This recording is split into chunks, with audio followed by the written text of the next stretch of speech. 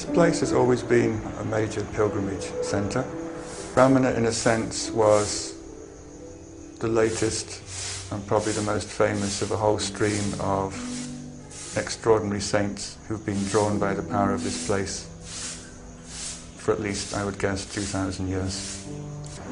It's one of the 5 principal lingams of South India. This is the fire element, the place where Shiva resides.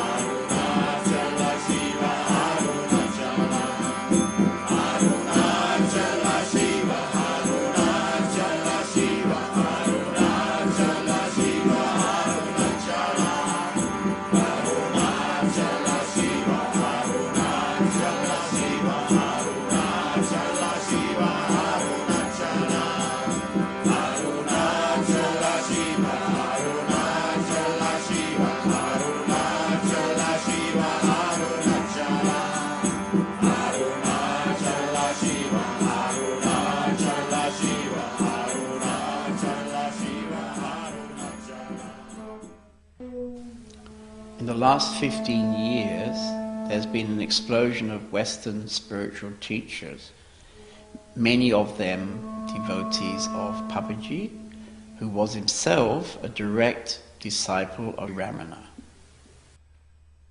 And these people are traveling throughout the world offering satsang. Their message has touched a growing number of Western seekers, and it seems increasingly important to open up the ancient teachings so that this wider audience can understand their meaning. I would like this film to contribute to making the teachings of Sri Ramana more accessible, and in this way also the ancient teachings.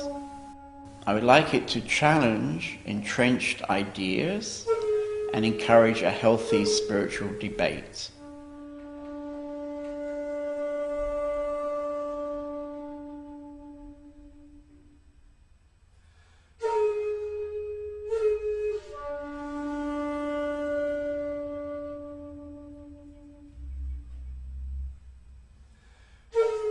So when Ramana Maharshi was 16, living at home with his mother and brother, he suddenly had an experience where he thought he was going to die.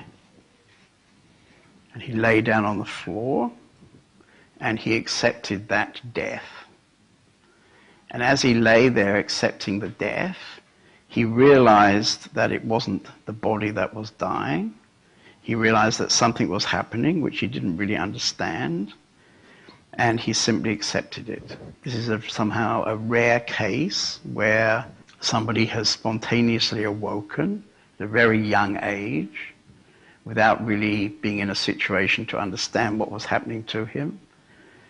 But it just happened. You can say it happened by grace. But in that moment, he was able to look. He somehow had the wisdom to be able to simply look what was happening and to accept what was happening. And so he would have had a big opening, and we can call that self-realization. And he stayed going to school for a few more weeks until one day his brother pointed out to him, what's the point in going to school when you spend all day daydreaming? And so Ramana thought, well, that's true.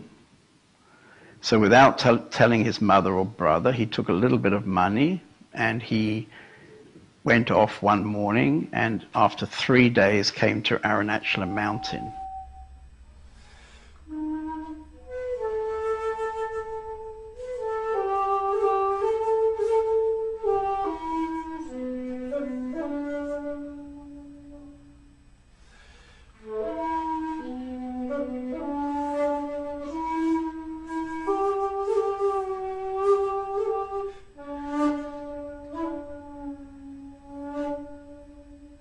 1974, I was at Oxford University, feeling very disenchanted with the reductionism of the standard academic methods and bankrupting myself on buying spiritual books, one of which happened to be Osborne's book, Ramana Maharshi's teachings.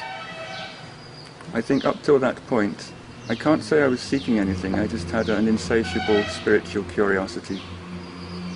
And somehow reading that book stopped my mind, not because it answered any questions, it just put me into a place where there weren't any questions, there weren't any answers. Somehow being exposed to Bhagavan's words in that book put me in a state that he was directing people towards. I didn't need to ask questions, I didn't need answers.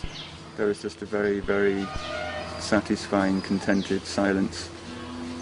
If you had asked me about it, I would have said, this man has answered my questions, but he didn't, he took them away. I dropped out of college a few weeks later. I thought there's more to life than reading these books and taking exams on them. I dropped out and became a hermit in Ireland for a while, practiced self-inquiry. I realized that I had nothing to do the next year, and my grandmother had just died and left me some money. And I tried to work out whether I had enough to go to India to visit Ramanashram for a brief visit, and decided I didn't. I think I decided I needed an extra £200 to make the trip. So I just offhand said, well, if £200 arrives, I'm off tomorrow. And the next day, of course, £200 dropped from the sky for no reason at all. So I thought, that's it, I'm off to India. Came for a visit in 1976 and never went back.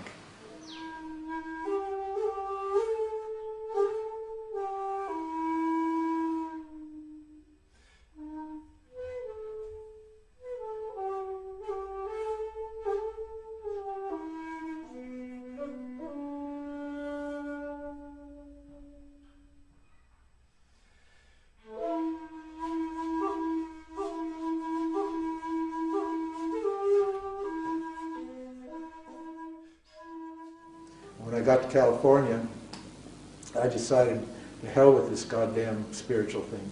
This is absolutely mad. I'm finished. I'm not going to do this spiritual thing anymore. I give up. I quit. And I decided that day that I'd go back to school, finish my degree, because I dropped out just about 6 months before I was to leave, before I was to get my degree. There was no doership. I didn't feel like I was doing anything or anything of the sort. I just was this awareness and observing these things happen. And about 6:30, 7:45 in the evening, I was walking up Market Street, and a city bus, an empty, believe this or not, empty city bus pulled up. And there was a hippie driver in it who looked a lot like me. And he opens the door and he says, "Hey, you want to ride?" And I said, "Sure." And he dropped me off. He said, "I'll let you off here." And I thought, where am I? What am I doing here? Nothing. I just started walking. The body just starts walking up this street. It turns left and it enters this little house. I walked in, there was nobody there. And then I walked in through another door and there were about 50 people in a room, all sitting quietly in these seats in meditation. They're all just silent as anything. There happened to be 2 chairs, one in the first row and one in the second row, that were empty. All the rest were filled. And so my body just went in and sat in the one in the second. Just sat there, and I'm thinking, what the hell is going on here? This is very strange. But it didn't matter because I was just completely beyond it all. And then about a minute later, again, just as if the whole thing was perfectly choreographed, I felt this presence coming.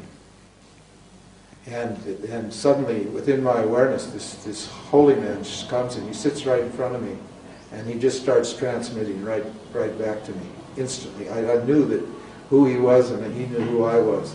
And the man gets up and introduces him. He said, "This is Swami Chinmayananda, and blah, blah, blah. He's going to give us a talk on Vedanta." And he got up and he started talking. And I sat and realized that I met my teacher. I met my guru.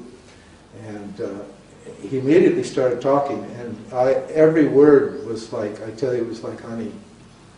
It was like drinking nectar. It was the most, it was so beautiful.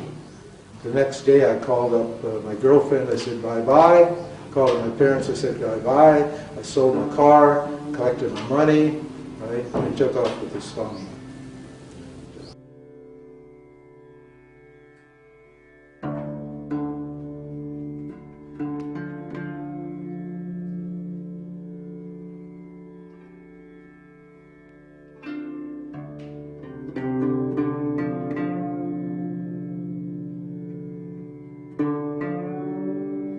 Yes, my connection with him is something that grew out of finding an old photograph of Ramana Maharshi.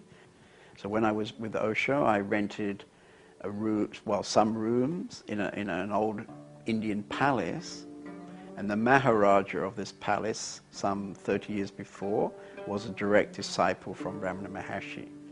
So I found an original photo in my room, and this gave me a connection to Ramana Maharshi. In the beginning, I didn't know who it was.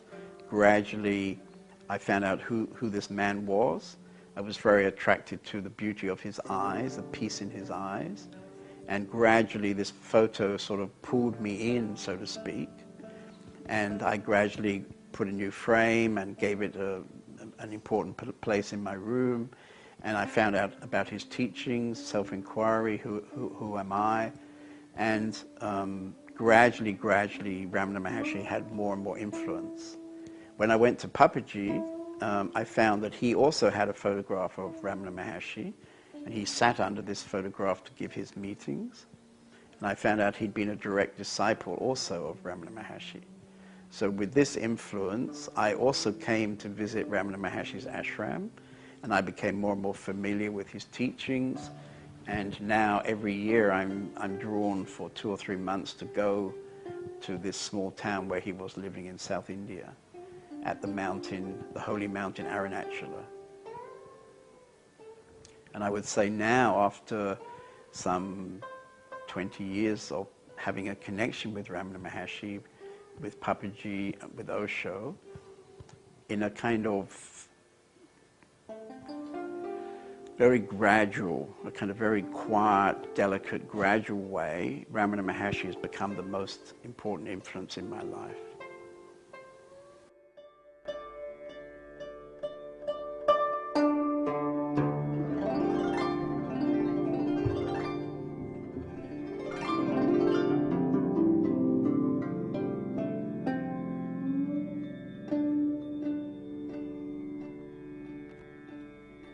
What was unique about Ramana was that at age 17 he actually was able to extract the knowledge of who he was from the experience.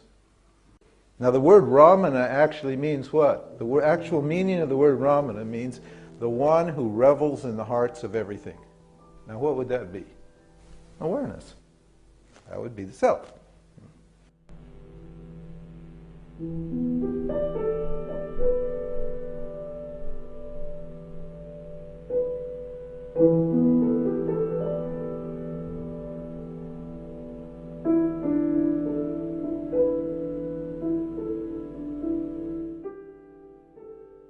The day he arrived, he threw away all his money into a local tank. He shaved his head, which is a sign of physical renunciation, threw away all his clothes, and just sat under a tree and closed his eyes.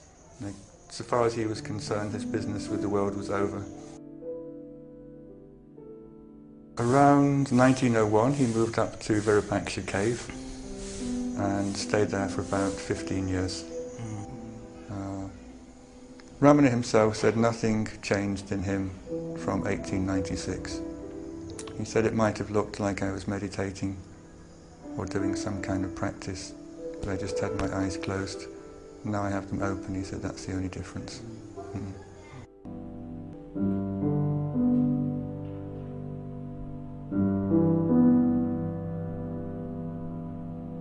But who was speaking? See? Nothing ever changed for anybody forever. Why? Speaking as the self. So if he's speaking as the self, that's absolutely true.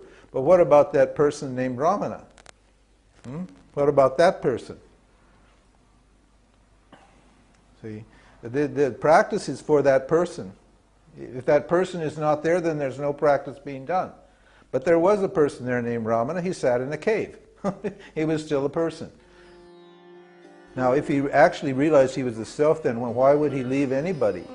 In fact, if he realized who he was at that time, he wouldn't leave his mother, he wouldn't leave his lifestyle or anything. He would suddenly gain what? All of those things. All of those things he'd see as himself, and there would be no reason to walk away from them. But what's he doing sitting in that cave for 20 years? Huh? He likes caves?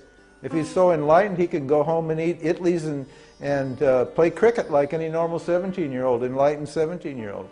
No, he's sitting in that cave. He must be applying that knowledge to his own mind. What else is he going to do?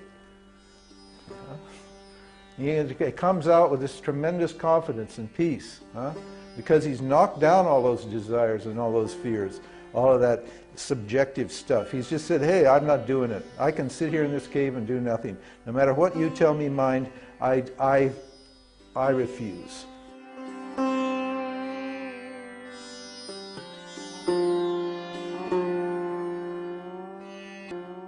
When the building started, Ramana himself was involved in that? I don't think he built this first coconut leaf hut, but once he moved down, he was hands-on.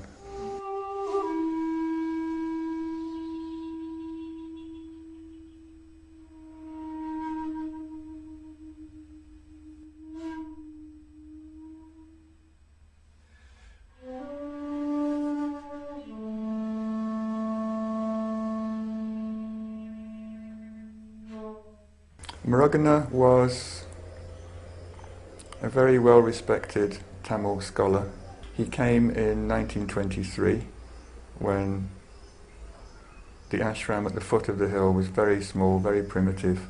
On the day he arrived, he said there was one coconut leaf hut and Bhagavan was the only person present in it. I mean, that was a common experience of people who came 22, 23. He had composed 11 verses in the main temple in town. The predominant theme of all of these verses is, I'm coming to you because I think that you're Shiva incarnate. I want your grace, please help me. And Bhagavan came out of his hut, and Muruganar tried to sing these verses, and he said he couldn't even speak in Bhagavan's presence. He was completely paralyzed. Bhagavan got tired of waiting. He said, give me the paper, I'll sing them for you. And kind of went through the whole 11 verses and chanted them out loud and gave the paper back. Muruganar stayed on that occasion. Now at some point, probably in the first year or so, he says he was picking leaves for leaf plates with Bhagavan in Pelakottu at night. And he said Ramana just looked at him, and in that moment he got enlightened. Now the thing about Muruganar is that you could never ever get him to talk about his personal history. He seemed to think that Muruganar the person had ceased to exist. From that moment on, he started spontaneously composing verses in praise of Bhagavan.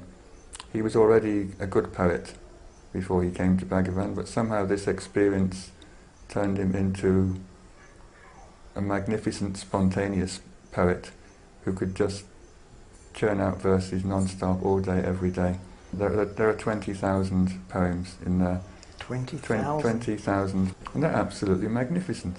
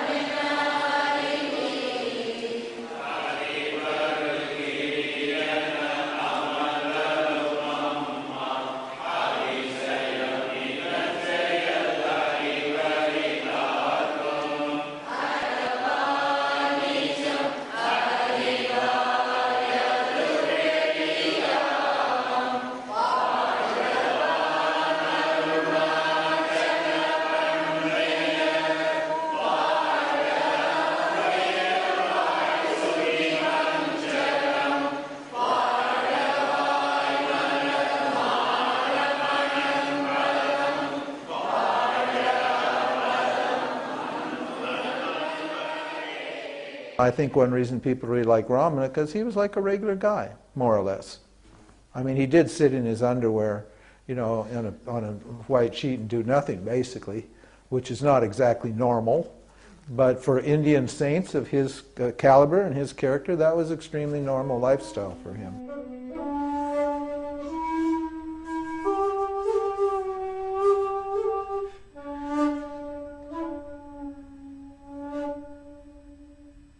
If he was off doing some work and enjoying it, whether it was cooking or building a brick wall, somebody would come and say, some visitors have come from Hyderabad, and his face would drop, and he said, oh, you know, goodbye, I have to go back to jail. And he'd sort of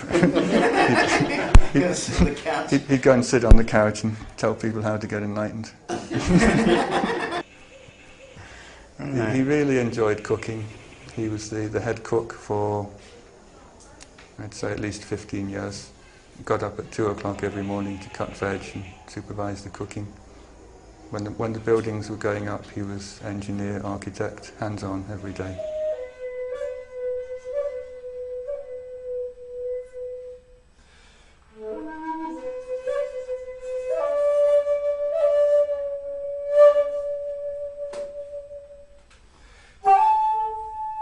Because I think what you've just been speaking about is, in a way, very important in general, because, you know, nobody really seems to know what enlightenment is, but if anybody has some image of it, it is of a man sitting, doing nothing, being very blissful. And what you're describing is completely different from that. It's nothing to do with what you do or don't do.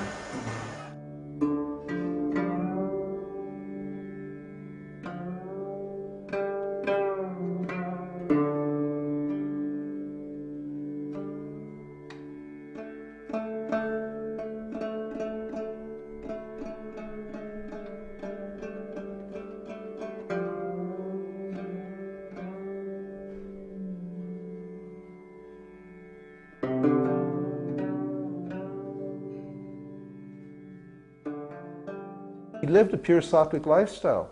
Sattva, the reason they call it sattva is because it is of the nature of sat. Sat means awareness. So the mind is awareness. He ate very sattvic food. He was very fussy about food. He insisted on cutting the vegetables and cutting them a certain way. Why? Because he understood the science of sattva. He probably selected, he could tell the vibrations of things he could put into his body. He lived very, very simply. He didn't wear a lot of clothes. All these things, all of those are signs of a person who's following an extremely sattvic lifestyle. And because of that, the radiance is there.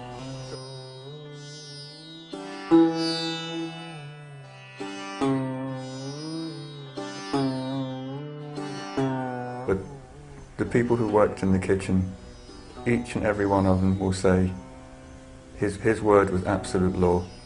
There was absolutely no possibility for ever varying any routine that he told them to do. And what he was trying to teach them wasn't cooking or preparing a meal on time, it was absolute obedience to the guru. So for example, he would bring in some completely inedible, hard, spiky plant and say, boil this, we're having it for breakfast. And you couldn't say, but it's inedible, not even the goats will eat it. You said, yes, Bhagavan. And you had to stand there and stir this pot for 4 hours in total faith that this would turn into something tasty because Bhagavan had told you to do it. The whole point wasn't to be rational or efficient. It was to have absolute obedience and surrender to Bhagavan and do what you were told. So there was an intense frugality that bordered on parsimoniousness. He hated wasting anything. He'd pick up single grains of rice off the floor and order them to be taken to the kitchen and stored. I mean, that was the level he was on.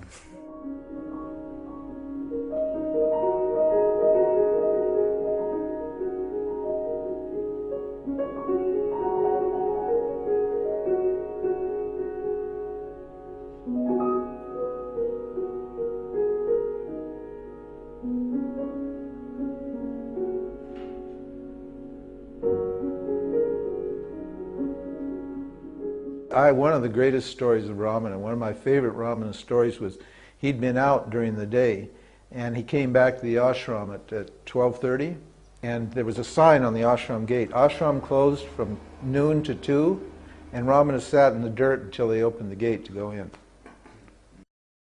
He was very, very particular about not being given better treatment than anybody else, which was a big issue for many people in the ashram, because they wanted to show their devotion by giving him better quality objects, more food in the dining room, better quality food. I think for several decades there was just a running battle between Bhagavan, who was saying, serve my devotees better than you see and I'll be happy, and devotees who could never accept this and were always trying to give him bigger and better.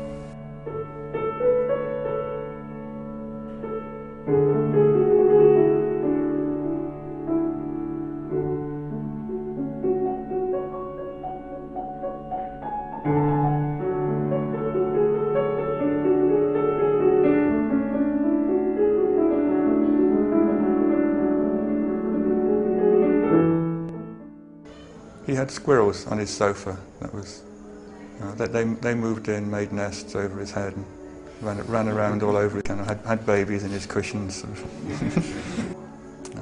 When the new hall was built, that was the last place he moved into in 1949, because the old hall was too small. And when they tried to move him in there, he took one look at it and said, "Where are the squirrels going to live?" and walked out again. Right. Couch. Yeah. Well, it seems to be for the wrong person. I mean, it's... Well, exactly. He took one look at it and said, "Make the stone swami sit on the stone sofa. I'll go somewhere else."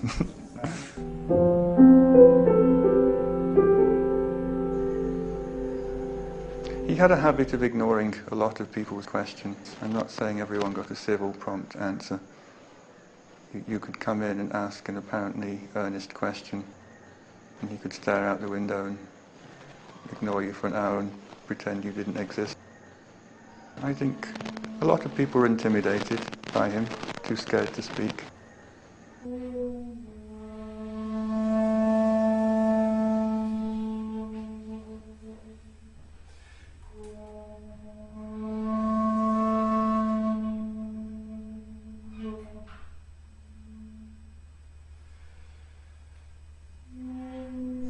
I think it was when he was still up in the cave. Somebody came and asked him what his teaching was. This was 1901.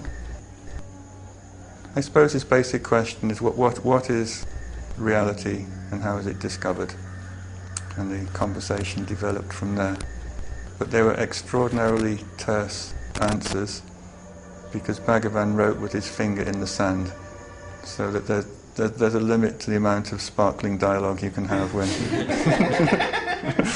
Then Bhagavan himself took the longest question and answer version and rewrote the whole thing as a prose explanation of his teachings. And that nowadays is what you buy in the bookstore as Who Am I? It's Bhagavan's own summary of these answers that he wrote with his finger 20 years before. It's called Who Am I, but it covers all kinds of things. The nature of happiness, what the world is, how it apparently comes into existence, how it disappears, plus a fairly detailed explanation of how to do self-inquiry.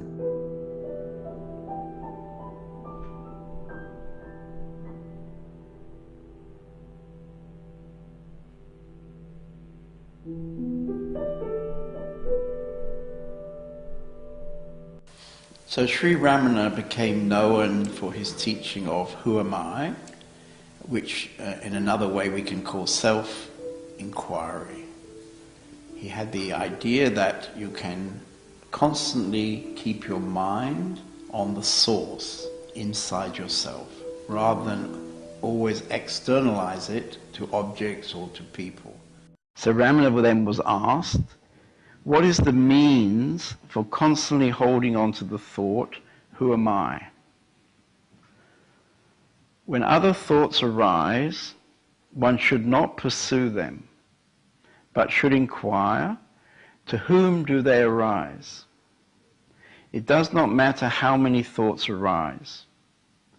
As each thought arises, one should inquire with diligence, to whom has this thought arisen? the answer that would emerge would be to me.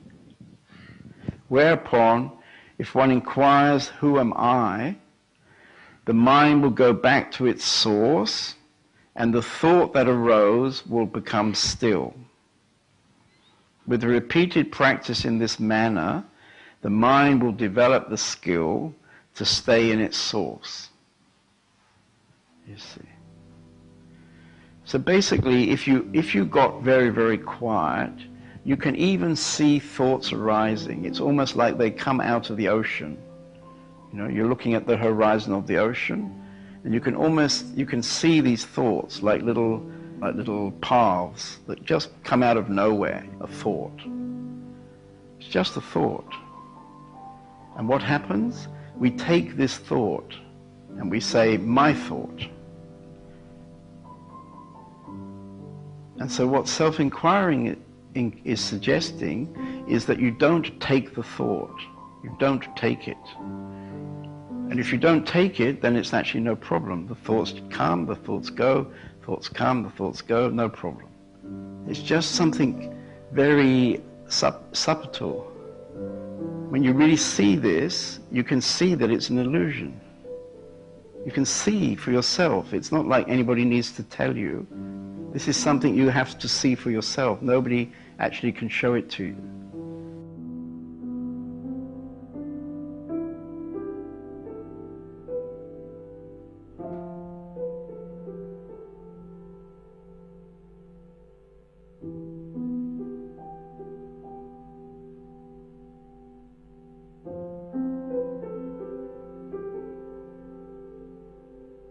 But retain it in the heart is what is called inwardness.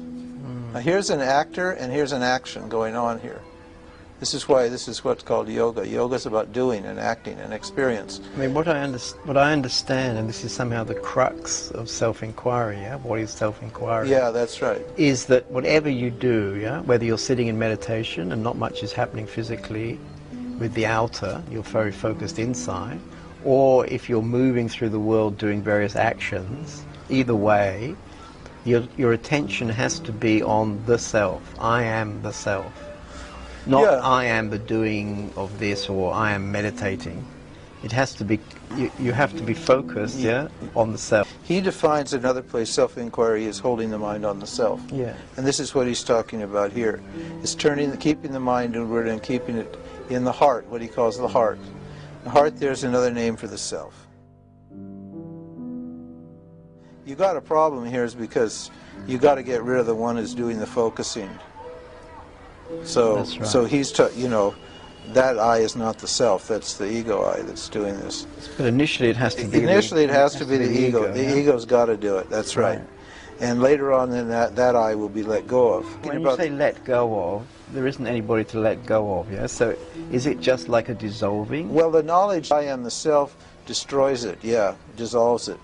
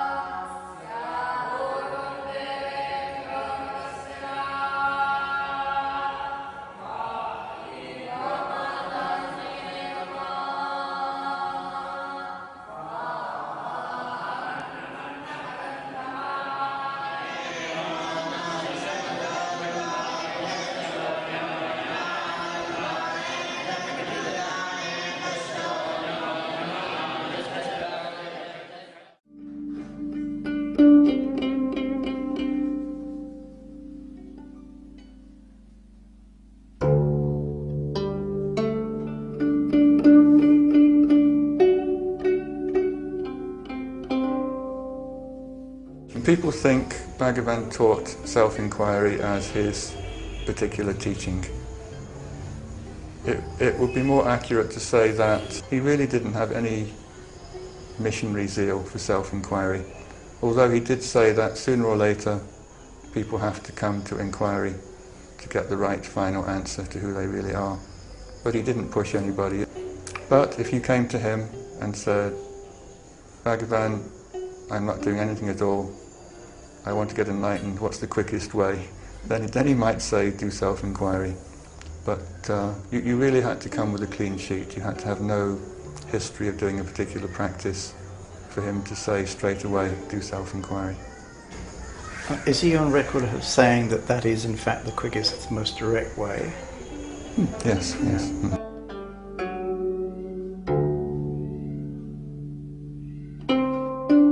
In the book Day by Day with Bhagwan, he's quoted as saying, persist in the inquiry throughout your waking hours. That would be quite enough. If you keep on making the inquiry till you fall asleep, the inquiry will go on during sleep also. Take up the inquiry again as soon as you wake up. So this is like a constant remembering, constant remembering. So we could say that for self-inquiry to really function well, you need to have got a quiet mind, a still mind from spiritual practice, you see.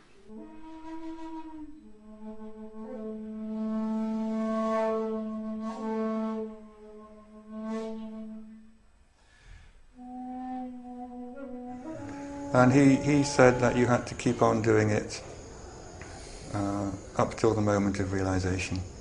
It wasn't do it once or do it for an hour a day sitting in the corner.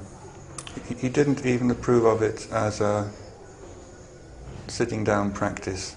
He said if you're a beginner, then it's good to get started, to sit in a corner and close your eyes and do it just to get the hang of it. But once this quest is underway, then he said you do it all day. Whatever you're doing, that question should be there all the time.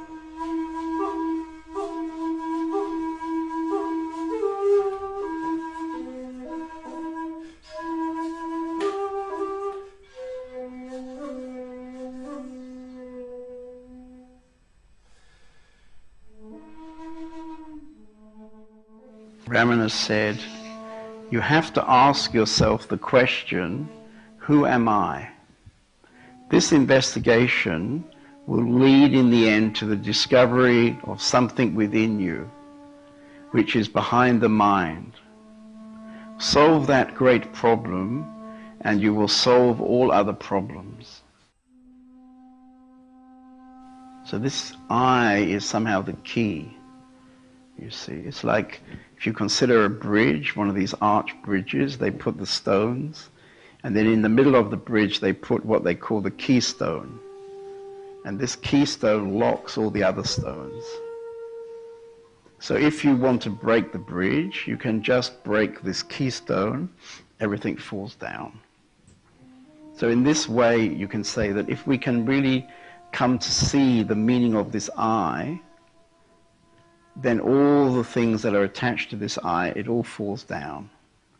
So what falls down is our identification with being a somebody.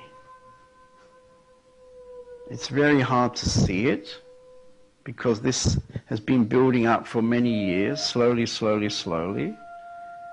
It started when we were too young to even perceive what was happening.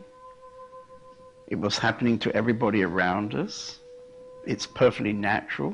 Everybody goes through this. And by the building up of this identity, we came to believe in this identity. And yet this identity is only existing in the mind.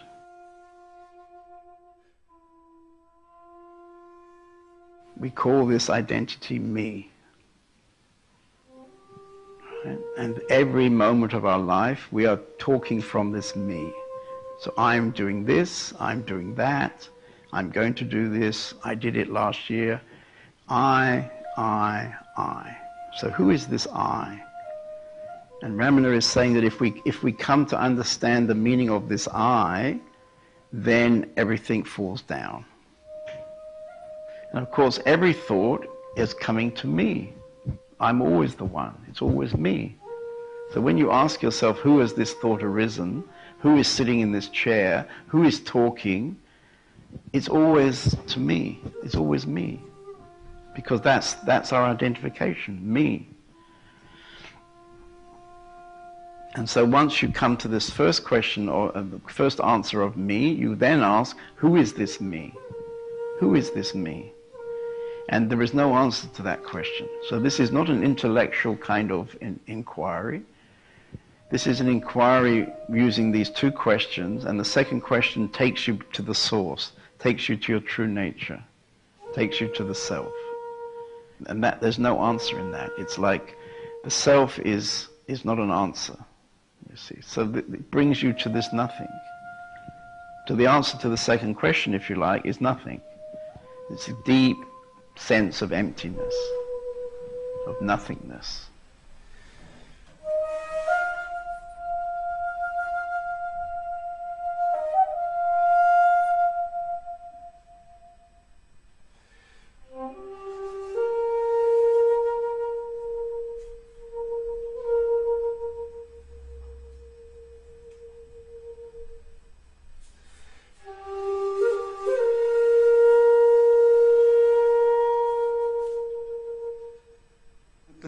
The nicest analogy that Ramana gave out was having a cow in a stable with the door open.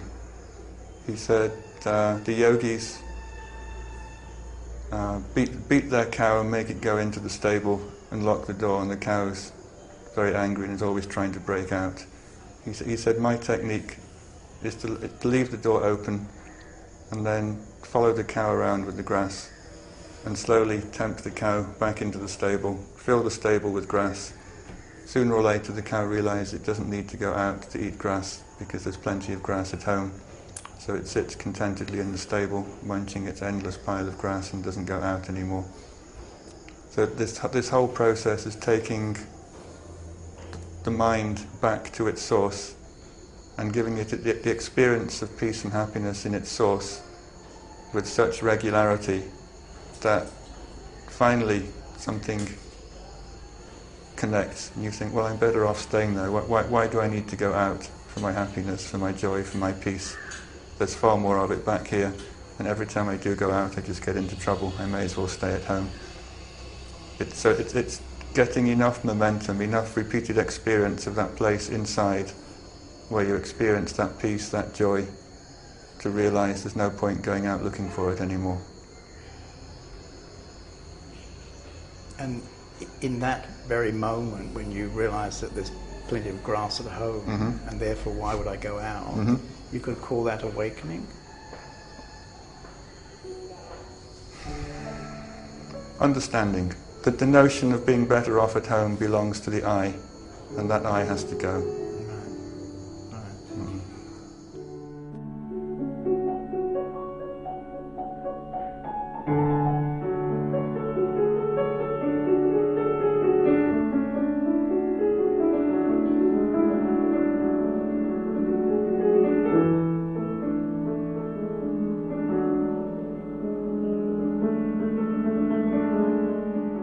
Self-inquiry should be conducted according to scriptural lines. We need a means of knowledge. The means of knowledge is there to direct our inquiry. I may have a pure mind, but I don't know how to ask questions or how to analyze myself or how to operate this means of knowledge myself. Because self-inquiry isn't asking a question. It's a questioning attitude. It's a thoughtful questioning attitude, but it's not asking the question, who am I? The reason it's not asking the question, who am I, because who am I is already known. Everybody in the spiritual world knows their consciousness. I'm not short of knowledge about who I am. Now I may be short of confidence in that knowledge, which is an entirely different thing. And I can gain that confidence if I can do an inquiry properly. I can gain the knowledge of who I am.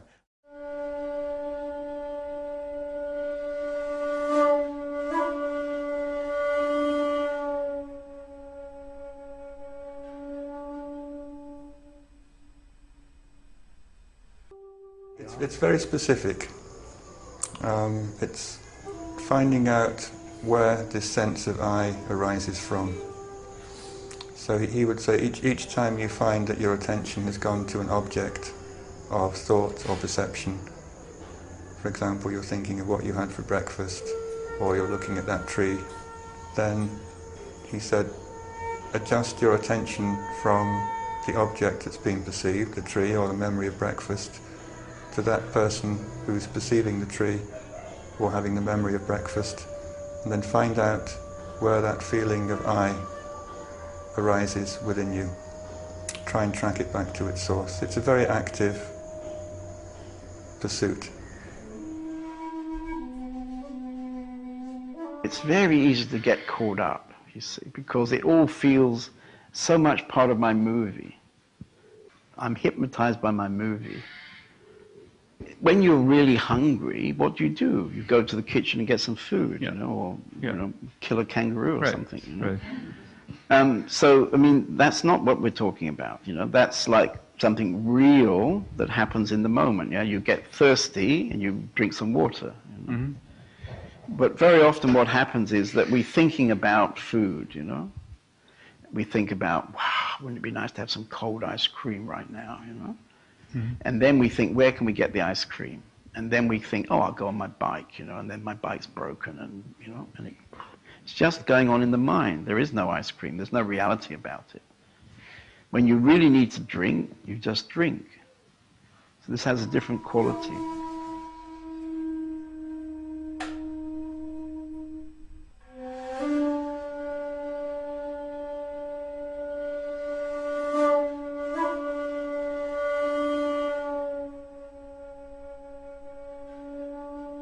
When you look in the dining hall now at the photographs, it's clear that there was a small group which gradually expanded as the 30s and then the 40s, but mostly men, and all looking powerful and serious, one might say. Right.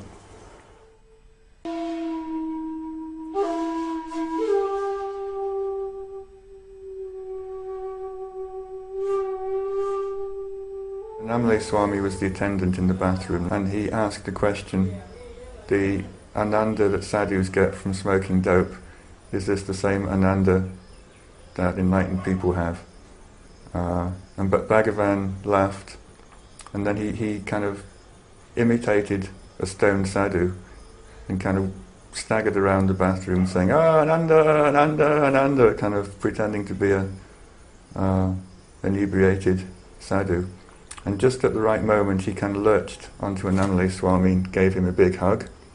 And in that moment, Llamarle Swami said he lost all consciousness of the world. He just said he was aware of the self in that moment, and the world disappeared. And that Bhagavan himself abandoned him in the bathroom and went back to the hall. And when he came to, he was just standing by himself in the bathroom. And he said he knew in that moment his career at Ramanashram was over. It wasn't a question of Bhagavan telling him anything. He went back to his room, cleared out his stuff, took his keys, gave them to Chinnaswami. Everyone was absolutely amazed that this was a man who worked, 12, 15 hours a day, non-stop for 12 years. Had no quarrels, no fights, there was no reason for him to leave. He just handed in his keys and said, "I'm off to meditate in Pelakottu." And of course he went to Bhagavan and announced his decision. This is something interesting. It was very hard to get Bhagavan to give you a decision about what you wanted to do. What he wanted you to do was make the right decision and tell him, and then you would show some sign that he'd approved.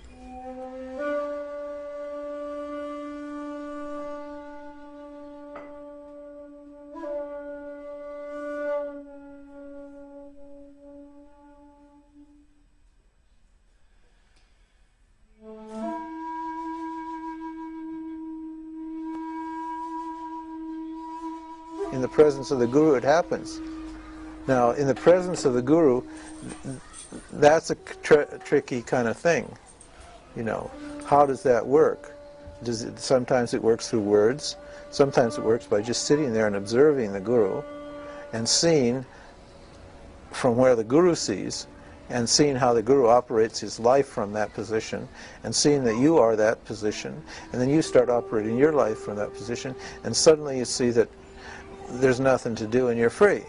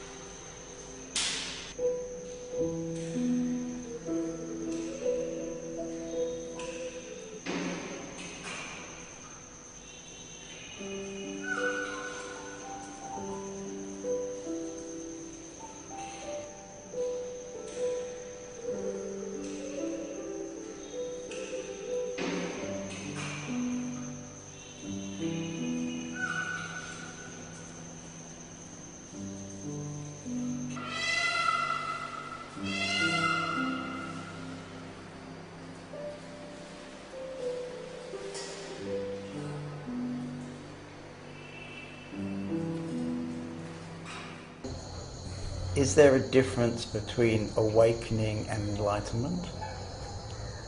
I mean, obviously we're just using words, but are there two different states? I would say the self is always the same, and the self, being aware of itself, is always the same. Now what can happen is a temporary suspension of mind, so that there is a direct experience of the self, but I think that is at a very subtle level. The I is experiencing the self. So it's not a full experience of the self, it's a dualistic experience, preview of forthcoming attractions, if you like. It's a deep experience of knowing what the self is like, but it's still mediated through an I. And while that I is there, then full enlightenment isn't there. Does that mean that the second state is very, very, very rare?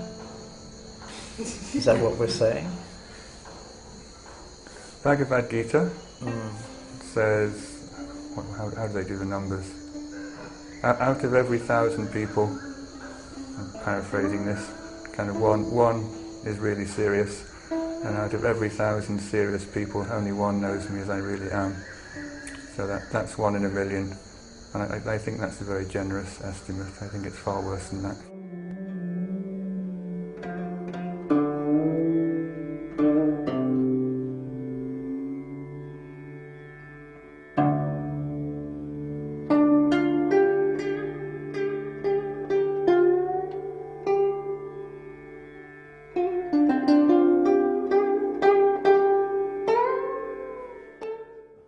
I've met many enlightened people in India who are as luminous as Ramana. They just aren't famous. Why? Because they did yoga.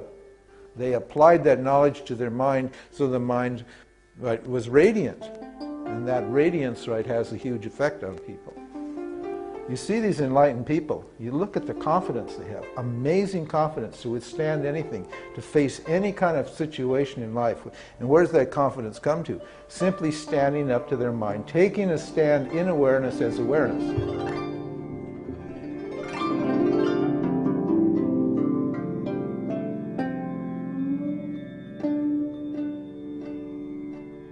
Well, Ramana said there's 2 indications that somebody might be in this state. And he said the peace you feel in their presence and the equality they display to all the beings in their vicinity. But he said these aren't proofs. He said these are only indications. He said if you're in that state yourself, then you just need to look at someone and you know. And if you're not in that state, nothing they say or do can be held against them as a disqualification for being in that state.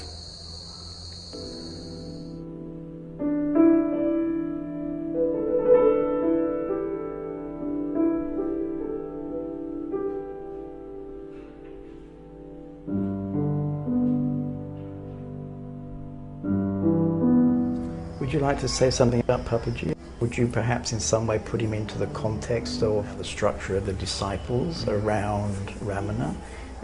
And he was saying that the experience of the self needs to be confirmed and corroborated by a master. And that's what happened when I met Bhagavan. All the dialogues that took place when he encountered Bhagavan related to this problem Papaji had of seeking some kind of external vision of Krishna which would give him an ecstasy, whereas Bhagavan told him what comes and goes is not real, only the self is real, it never comes and goes. What use is a God who comes and goes? Stay as the self. So, in a sense, what he received was the destruction of his desire for an external form of God to give him ecstasy. He didn't receive anything new, he didn't become more enlightened. Somehow he was shown the diamond he already had and was told, stop looking for anything else, you're wasting your time, you got it already. But isn't this what, in fact, everybody's got already? We all tend to think that self-realization will be self-evident, obvious, so overwhelmingly real, peaceful, ecstatic, blissful, that we'll know we've got it.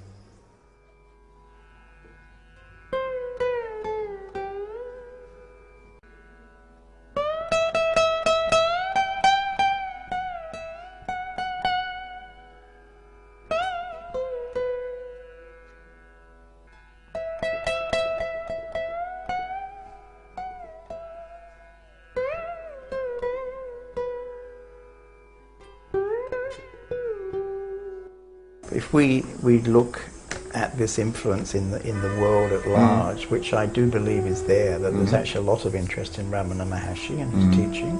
If we're talking about influences, people who made the West aware of Ramana's existence and his teaching, number one or earliest would be Paul Brunton. Probably for about 20 years his writings were the principal reason why people came to Bhagavan. You could say in the last 10 or 15 years that out in the greater world there's more and more interest in Ramana and his teaching. I think he's very much an iconic figure. Somehow he's the yardstick by which other people measure their status in the spiritual world. He's just he's an emblem, in a way, of everything that's best in Indian spirituality. I think there's some truth in that, yeah. He's a sort of spiritual emblem, and the emblem is this man lying on a couch, silent, beautiful eyes. And so the way you describe him, I think, is very important. When a more rounded picture emerges, then that image of him as this sort of icon in silence, you know, onto which you can almost project what you like, that's going to get changed, because he obviously said a lot of things which actually might be things that people don't want to hear.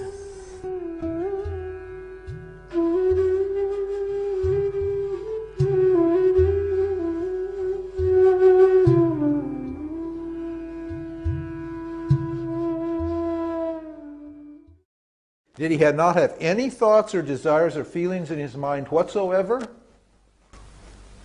I think that's what some people would absolutely believe. Well, they do, and that's part of the Ramana myth, the big Ramana myth. And that's a very convenient myth, because that's created by people who have no self-confidence and who are lazy. Well, and so they want to make Ramana into some great big incredible thing and think that, what, I couldn't possibly be like that. So they don't really try to realize who they are. They just worship this form or this deity or this incredible person who supposedly got lucky or whatever it was. Ramana was a normal guy. He just happened to find out who he was at 17. Where is his authority to teach self-inquiry if he didn't do self-inquiry?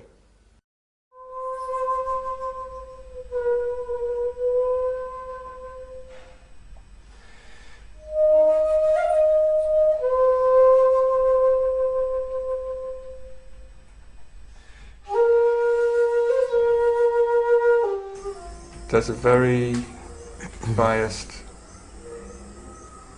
record available of what Ramana is like. The books that you get in the West tended to be written by, the lawyers, the doctors, the people who had writing talents who could find a publisher.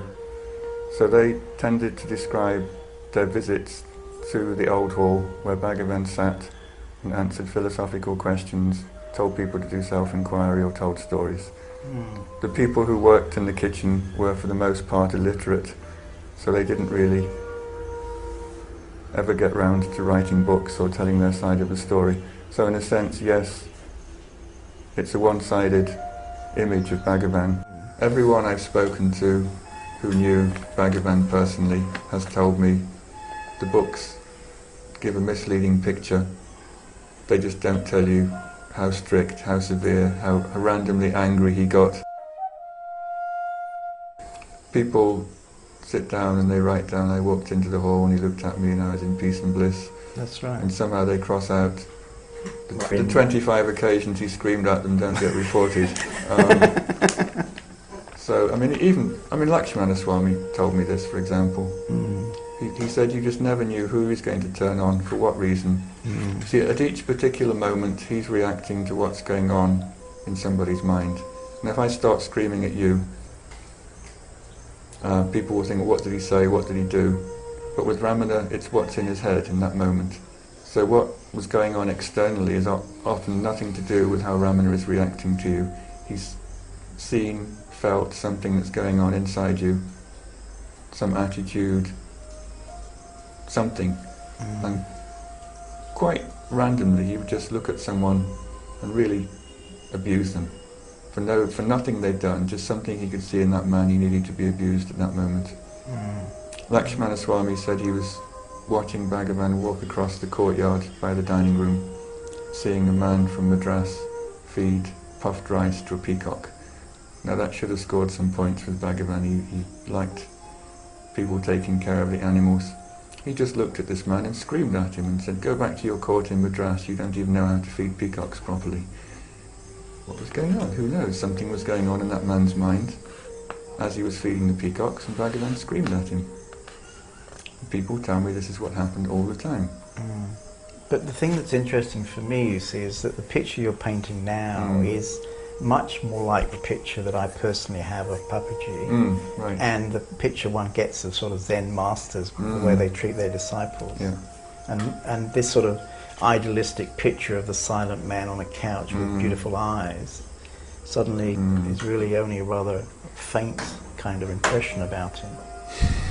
I think probably he was that very rare conjunction of saint and jnani.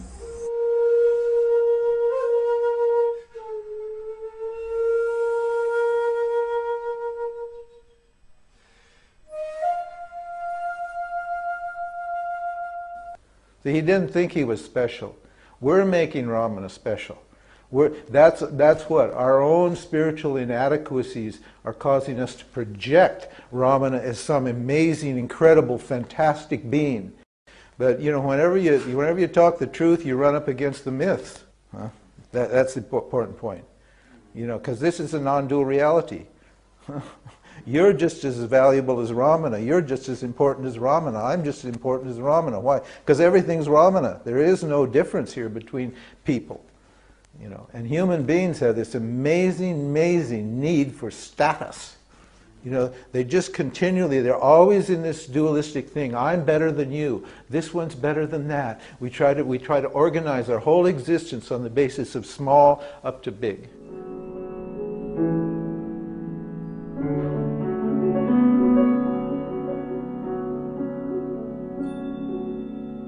Have bhakti for these great people, and particularly Ramana. He was a shining example of this knowledge, and that was the beauty of Ramana. You could trust a man like that because he lived that knowledge. Ramana was special for this reason.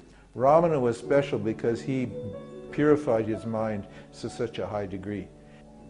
And that's the reason he was so luminous.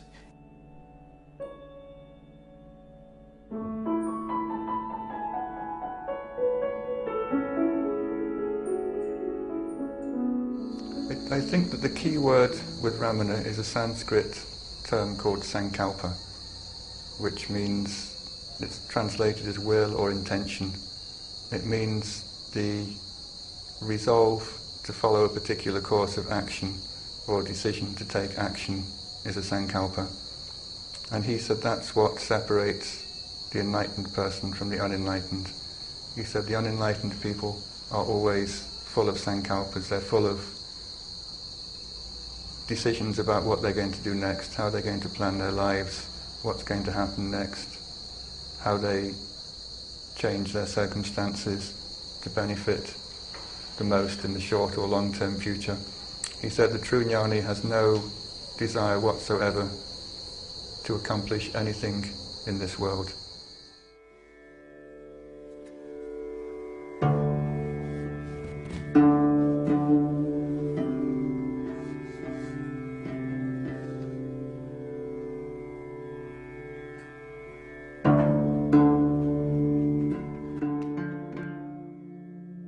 The stories around his illness were very striking.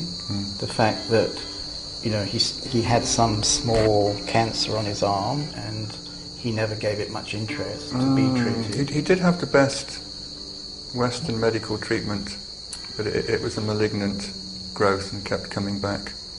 You shouldn't get the impression that he wanted any of this treatment. His unwavering comment when people ask what to do was do nothing. He had everybody, allopaths, homeopaths, nature cure, Ayurveds, they all came one by one. And it was simply, he accepted their treatments because he felt they needed an outlet for their devotion. He didn't really have much interest in whether they succeeded or not. He let everybody one by one play with his body. And in a sense, what you've just described is the way he led his whole life. Yeah. He basically let his whole life happen. Right. Some village herbalist came along, made a concoction of leaves and put it on his arm. And the high-powered allopaths were horrified and thought they were losing time while this man's bundle of leaves was kind of rotting away on Bhagavan's arm, and compelled the ashram manager to take this poultice off so they could get back with their scalpels and their radium. And Bhagavan accepted their decision, even though he'd agreed to have this poultice on. So he took it off and he put it on the neck of somebody who had a cancerous growth on their neck and said, well, let's see if it does you any good. And that man got better and Bhagavan died.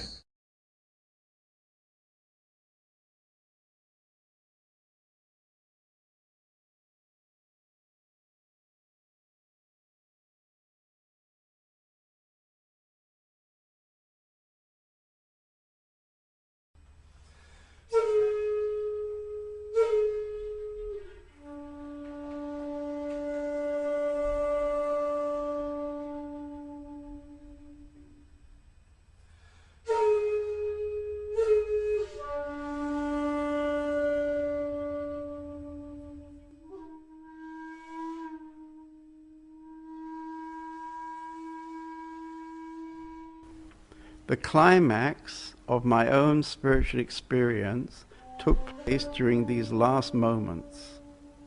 As I stood in that small room, everything became shadowy, enveloped by invisible pure awareness. There was not the least feeling of separation from Bhagwan, or even the least vestige of sorrow on his physical death. Instead, there was a positive ecstasy and an elation of spirit, which was nothing but the natural state of the self.